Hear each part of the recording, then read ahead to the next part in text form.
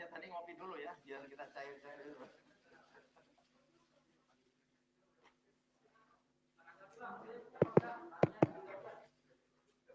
Gimana kalau kita bagikan, kita langsung bubar aja, gimana?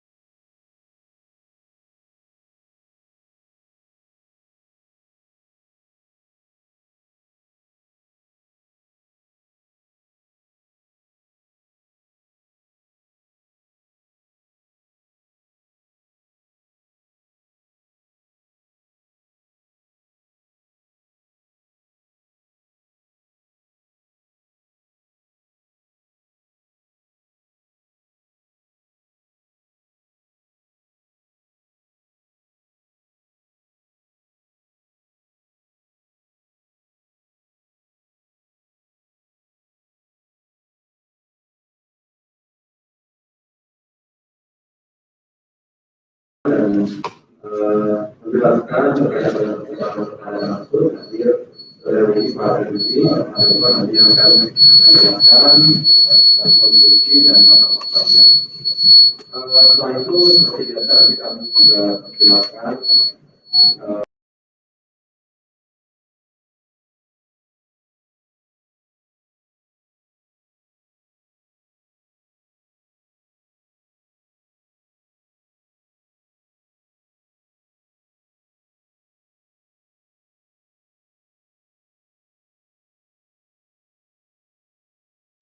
Assalamualaikum warahmatullahi wabarakatuh. Selamat sore, salam sejahtera untuk kita semua.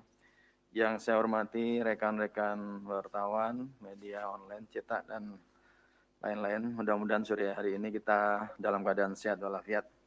Dan pada kesempatan ini akan saya sampaikan pointer konferensi pers tentang penetapan dan penahanan tersangka dugaan tindak pidana korupsi terkait lelang mutasi jabatan dan di pemerintah kota Tanjung Balai tahun 2019.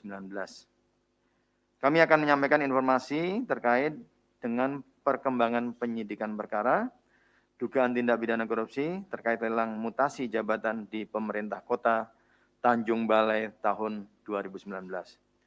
Setelah mengumpulkan berbagai bahan keterangan dugaan tindak pidana dimaksud, KPK selanjutnya melakukan penyelidikan yang kemudian ditemukan adanya bukti permulaan yang cukup, maka KPK meningkatkan status perkara ini ke tahap penyidikan pada bulan April 2021 dengan menetapkan tersangka sebagai berikut. Yang pertama adalah MSA, Wali Kota Tanjung Balai periode 2016 sampai dengan 2021. Yang kedua adalah YM, Sekretaris Daerah Kota Tanjung Balai. Atas perbuatan tersebut, para tersangka disangkakan melanggar pasal. Tersangka YM selaku pemberi disangkakan melanggar pasal 5 ayat 1 huruf A atau pasal 5 ayat 1 huruf B atau pasal 13 Undang-Undang Republik Indonesia nomor 31 tahun 1999 tentang pemberantasan tindak pidana korupsi sebagaimana telah diubah dengan Undang-Undang nomor 20 tahun 2001 tentang perubahan atas Undang-Undang nomor 31 tahun 1999 tentang pemberantasan tindak pidana korupsi, junto pasal 55 ayat 1 ke 1 KUH pidana. Tersangka MS selaku penerima disangkakan melanggar pasal 12 huruf A atau pasal 12 huruf B atau pasal 11 Undang-Undang nomor 31 tahun 1999 tentang pemberantasan tindak pidana korupsi sebagaimana telah diubah dengan Undang-Undang nomor 20 tahun 2001 tentang perubahan atas Undang-Undang nomor 31 tahun 1999 tentang pemberantasan tindak pidana korupsi junto pasal 55 ayat 1 ke 1 KUH pidana junto pasal 64 ayat 1 KUH pidana.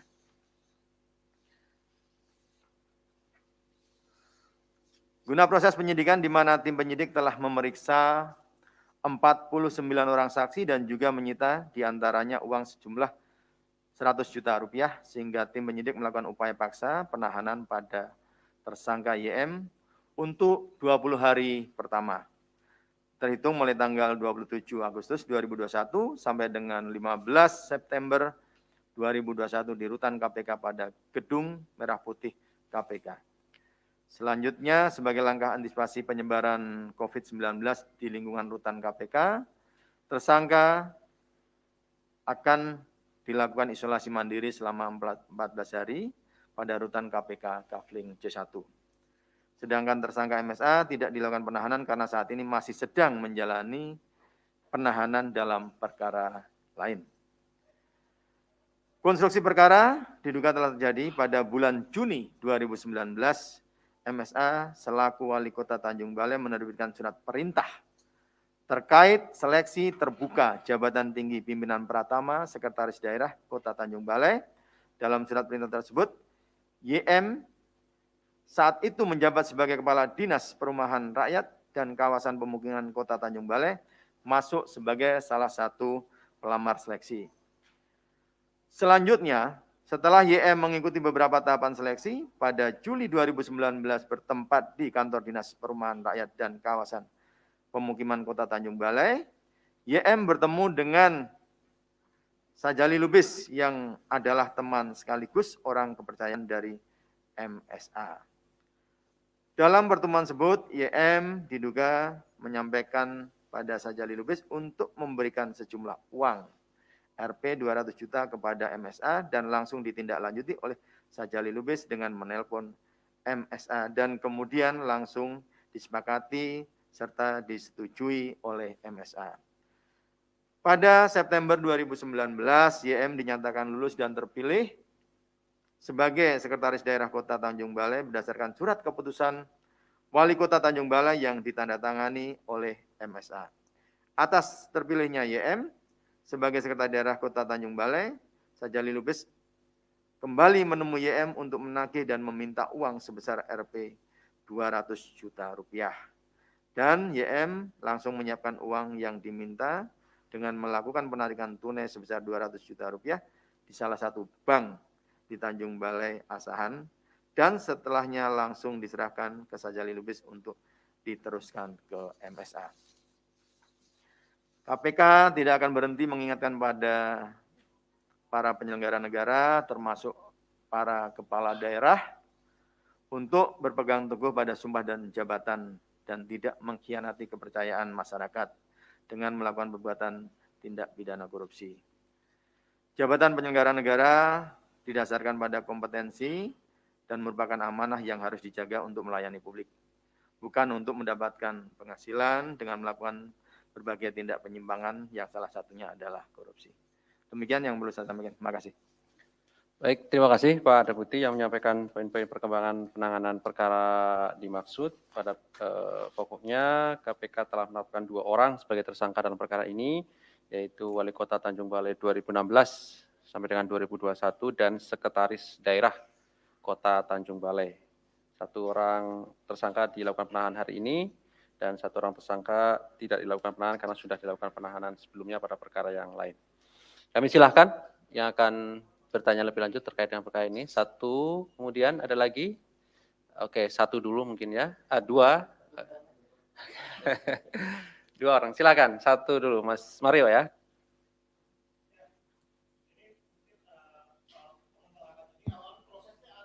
KPK baru mengetahui, ini dalam kasus ini apakah KPK baru mengetahui adanya indikasi praktik jual beli jabatan ini saat pergantian rotasi sekda saja, atau memang sebelumnya KPK sudah melihat adanya pergantian-pergantian lain, misalkan seperti di Klaten gitu kan, bahkan dari hampir semua itu kan struktur itu dirombak dan itu ada harganya, bahkan sampai ke bawah ke kepala sekolah SMP itu semua ada harganya. Apakah KPK sudah mendalami dugaan jual beli jabatan ini tidak hanya di level sekda? Nah, kalau misalkan Pak D yang di belakang ini dari Dinas PUPR jadi sekda, lalu yang ngisi dia siapa nih? Ini nggak mungkin kalau nggak ada ongkosnya juga. Yang seksi itu kan di tingkat kepala daerah itu kan Dinas PUPR, udah paling seksi dah, karena proyeknya anggaran itu paling banyak di sana. Selain sekda ini, apakah KPK berhenti pada persoalan sekdanya, orang sekdanya naik, yang ngisi PUPR-nya siapa nih? Apakah KPK sudah melihat ada ongkosnya berapa ini untuk mengganti YM ini? Satu, terus kedua, pengembangan di luar kasus ini gimana Mas? Apa masih fokus dulu kasus ini? Mas Mario, nanti Oke, kami siap. beri kesempatan untuk yang lain boleh. Satu lagi Pak Ya. Deputi, mungkin apakah memang ada intervensi atau ada titipan atau ada semacam arahan misalkan keterlibatan pihak-pihak anggota dewan dalam kasus ini agak plong nih, kalau kelihatan kok yang main eksekutif doang nih agak clear hari kali ini dalam pimpinan dalam keterlibatan kepala daerah. Apakah memang sudah terendus adanya keterlibatan anggota DPRD di Pemkab Tanjung Balai? Biasa kan kalau di Medan kasus Gatot Pujo, Zumi Zola di Jambi, di Malang itu kan melibatkan eksekutif dan legislatif. Apakah KPK sudah sampai sana? Terima kasih. Terima kasih Mas Mario. Saya Chandra dari medcom.id. Mau nanya soal kasus ini, kan ada kasus penutupan perkaranya juga itu. Nah ini sekdanya ikut nutup, memberi uang ke penyidik KPK atau enggak gitu? Perkara suapnya ya maksudnya ya, ada kaitan atau tidak?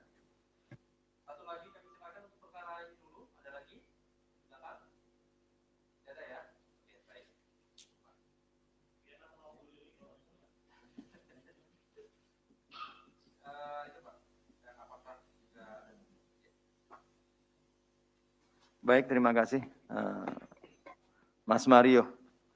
Saya akan sampaikan begini. Pada saat sampai sekarang ini memang kita baru fokus di pemberi dan penerima dalam satu kasus dulu. Apakah nanti kalau memang dikembangkan, ya memang beberapa perjalanan KPK telah menangani beberapa, yang terakhir kemarin Nganjuk ya. Nganjuk juga sama, kemudian dulu Klaten, dan memang yang namanya, tadi betul apa yang disampaikan Mas Mario, jabatan-jabatan tertentu dianggap berpotensi lah ya, berpotensi, sehingga mungkin apakah ini ketika tersangka yang ini naik menjadi sekda, apakah itu? Ya memang saat ini kita belum sampai ke sana, dan belum kita nggak bisa berandai-andai. Asumsi tidak boleh ya. Kalau misalnya Anda kata memang nanti ada pengembangan yang lain dari hasil penggeledahan kemarin, ada apa? Ada catatan. Kalau yang kayak gini memang catatannya sangat minim ya. Tapi yang jelas kembali bahwa siapapun yang nanti akan terlibat dalam perkara ini, kalau mungkin akan berkembang ya mungkin kita lihat nanti saksi-saksi, ketercukupan alat bukti, atau ada informasi-informasi. Nah semuanya biasanya kembali kepada informasi dari masyarakat bagaimana, apakah utuh atau tidak, atau memang ada penambahan dan lain-lain. Ya kita tahu kemarin Nganjuk yang level, kalau misalnya kepala desa ya, kepala desa saja ada harganya, gitu. Apalagi yang mungkin kepala dinas dan apalagi kepala dinas PUPR. Mungkin itu untuk Mas Mario. Yang kedua soal penutupan perkara. Ya siapapun yang terlibat kan, itu kan bisa DPR, bisa apa aja nanti kita bisa ini. Tapi kita tidak istilahnya berani menduga-duga, wah ini nih, karena prototipe berbagai macam kasus. Tapi yang jelas kita kembali kepada ketercukupan alat bukti, barang bukti, atau mungkin pengakuan-pengakuan yang bisa mengarah ke arah sana. Kemudian yang kedua, masalah penutupan perkara.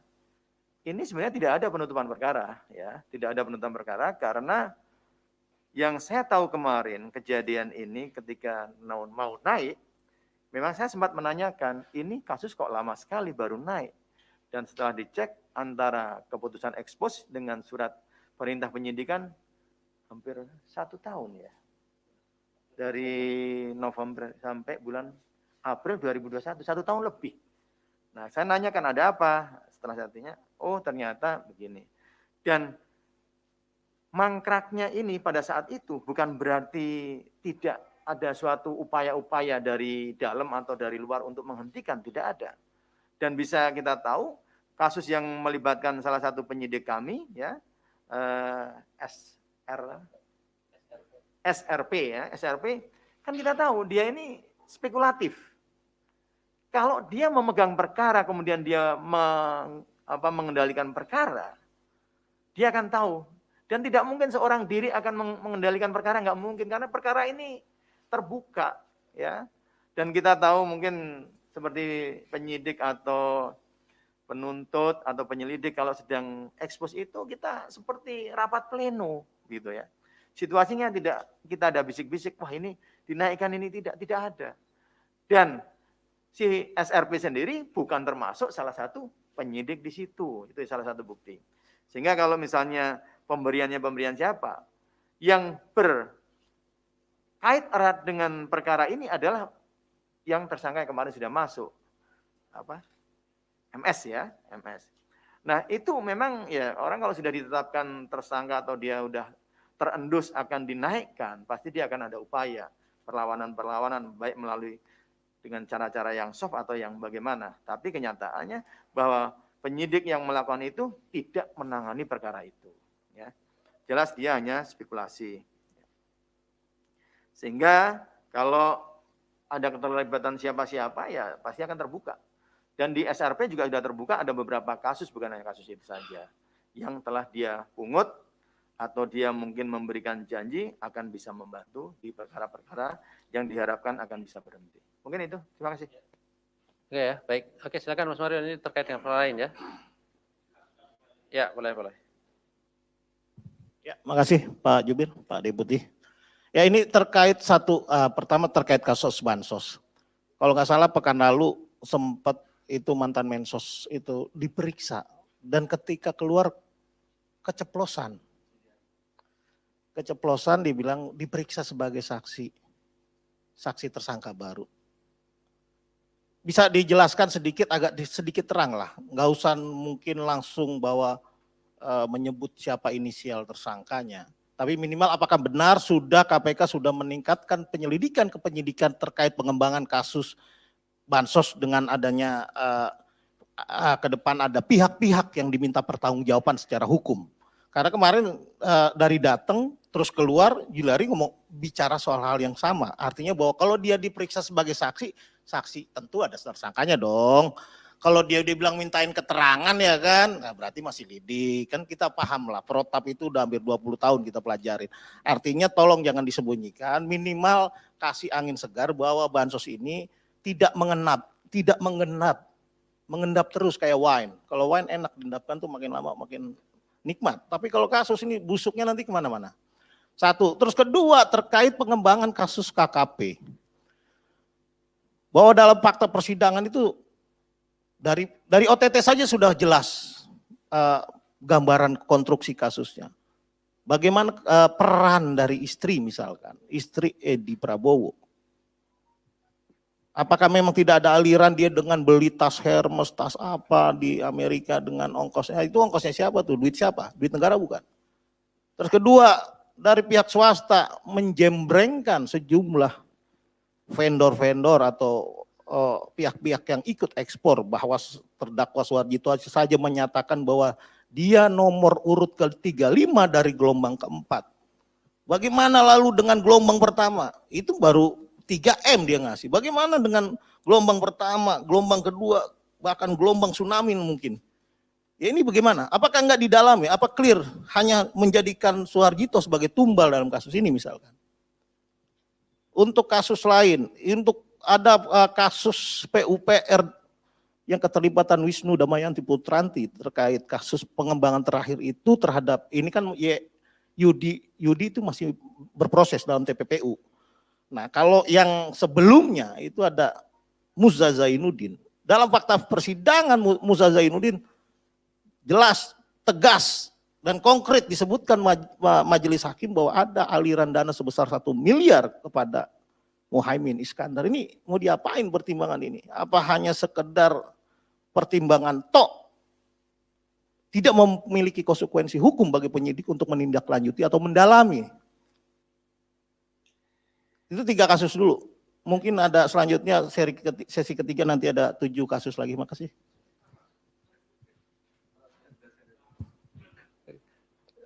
Ada lagi? Silakan Mas Chandra. Masih ada soal kasus, Mas? Nambahin. Perkenalkan saya Rian dari CNN. Mau bertanya Pak, ini kan si tersangka Yusmada dalam saksi sidang suap kemarin menyampaikan bahwa Syahrial itu meminta uang 1,4 miliar Pak. Nah, tapi di dalam temuan awal yang disampaikan KPK tadi sebesar berapa kalau nggak salah 200 juta ya. Nah itu sejauh mana Pak kebenarannya Pak? 1,4 miliar atau 200 juta ini?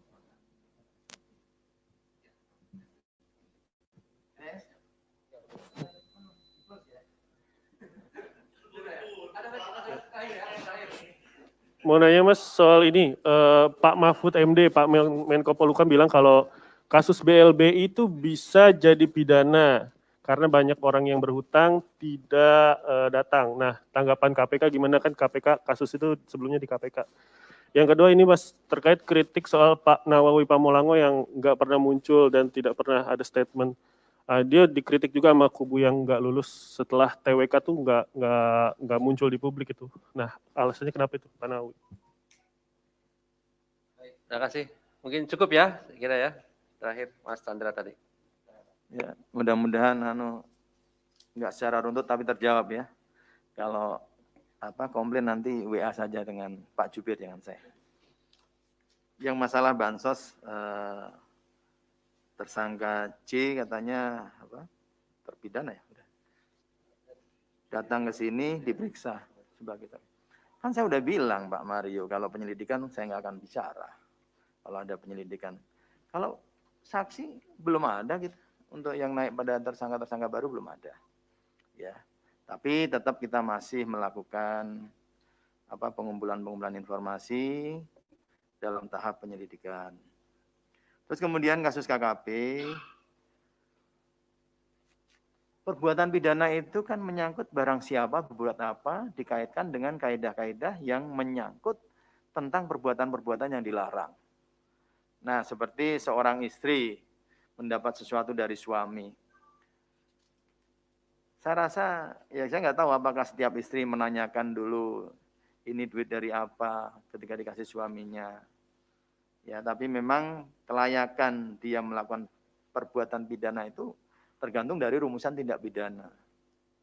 Kalau di dalam hal perbuatan pidananya tidak melakukan misalnya turut serta, perbantuan dan lain-lain, ya tidak bisa dikenakan.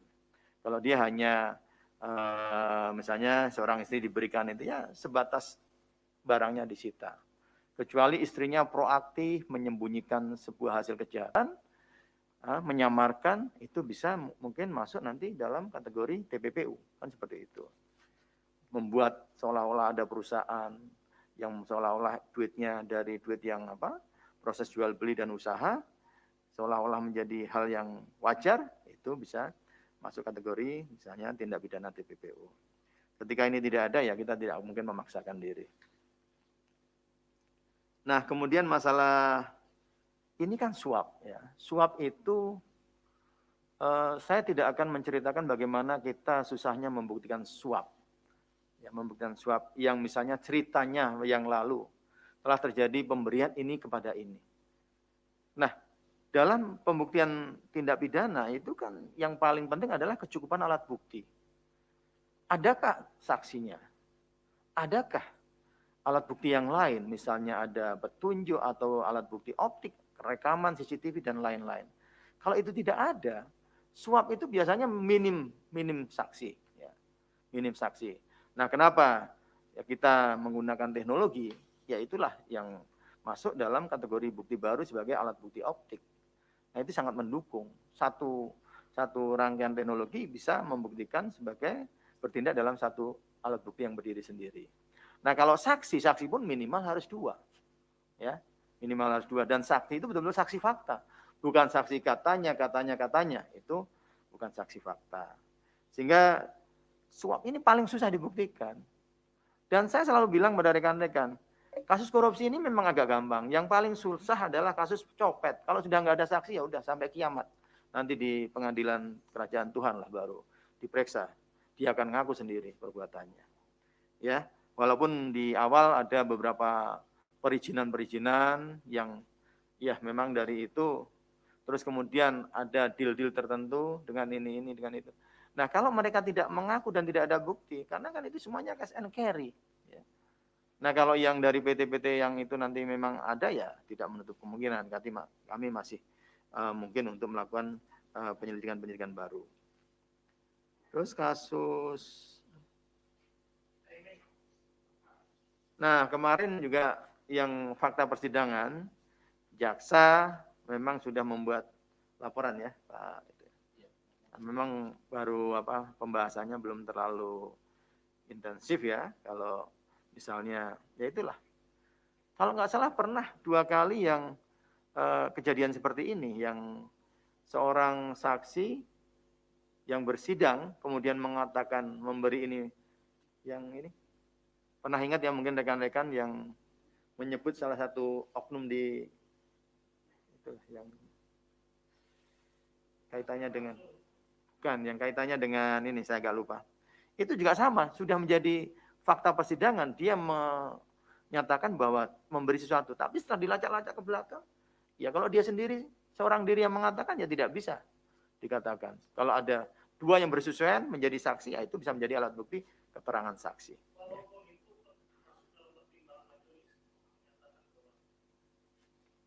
Ya kalau saya yakin majelis juga tidak mungkin ini kalau sudah betul-betul terkategorikan sebagai saksi, mesti ada pendukung yang lain ya. Terus yang tadi masalah apa? 1,4 ya? Yang dibilang. Kalau yang kasus awalnya bukan 1,4, itu 1,4 sebenarnya yang larinya ke SRP itu. Ke SRP. Jadi agak beda case ya. Kalau yang jual beli jabatan ya memang baru segitu yang kita dapatkan. Tapi kalau yang 1,4 kelihatannya yang lari ke SRP itu. Ya. Jadi agak beda ini. Terus Mas apa? BLBI. Saya begini, saya pernah ikut rapat dengan Pak Mahfud juga. Memang sengaja kita disuruh datang. Nah, BLBI itu kalau memang ketika obligor-obligornya ini jujur menyerahkan misalnya asetnya berapa secara jujur, ya mungkin tidak akan ada tindak pidananya. Tetapi ketika misalnya asetnya di markup, ketika memasukkan harga di markup, terus kemudian ketika jualnya diturunkan harganya, nah ini adalah celah-celah. Makanya kami diundang suruh ikut. Nanti ada beberapa pembahasan. Memang saya sudah saya baru merencanakan mengusulkan nanti kalau boleh kami juga ada beberapa satgas yang akan ikut di situ. Ya. Artinya kita kolaborasi antara Dirjen Kekayaan Negara, terus kemudian kepolisian, kejaksaan dengan KPK sama-sama. Kalau kejaksaan yang jam jatuhnya menagih kepada para obligor ini, kalau memang ada ya semuanya punya kewenangan untuk menangani. Kalau ada banyak kan tinggal dibagi-bagi.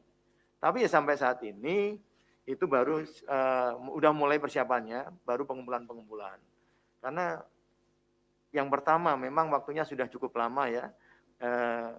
Ketersediaan dokumen-dokumen juga mungkin karena dari BPPN, kemudian sekarang sudah beralih menjadi PPA atau apa ya, kalau nggak salah PPA, ya itu kan perlu pengumpulan yang ada di Dirjen Kekayaan Negara. Ya mudah-mudahan kalau memang ada hal-hal yang bagus untuk ditindaklanjuti menyangkut berpotensi ada tindak pidana, tentunya juga saya rasa aparat penegak hukum akan melakukan tindakan-tindakan penegakan hukum. Mungkin itu. Terima kasih.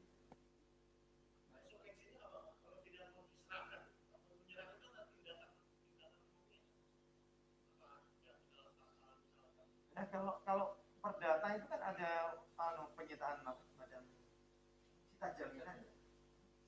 Kalau di perdata itu, misalnya jaksa pengacara negara melakukan tuntutan pada korporasi atau kepada obligor-obligor ini ada aturannya secara keperdataan. Ya, saya nggak terlalu paham itu tentang keperdataan.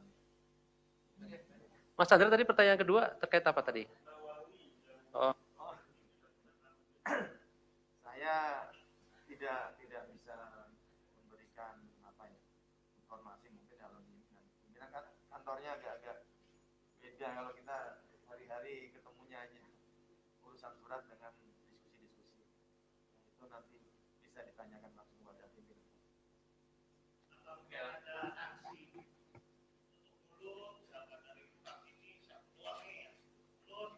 Nanti cerita-cerita di luar aja. saya kira cukup ya rekan-rekan semuanya. Terima kasih Pak Karyoto. Terima kasih rekan-rekan semuanya yang hadir sore hari ini. Ya. Assalamualaikum warahmatullahi wabarakatuh.